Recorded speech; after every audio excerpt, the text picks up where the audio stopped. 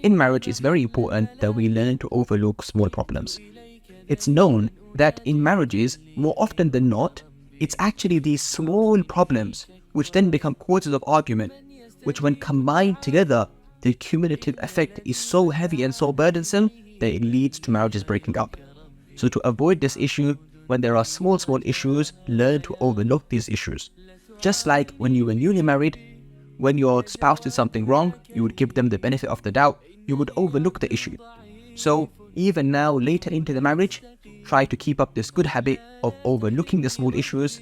Otherwise, if you make a mountain out of a molehill, you will feel like there is so much wrong with my marriage and there is constantly a heavy burden on my shoulder, and this can lead to marriages breaking up. So, tip for today, overlook the small things.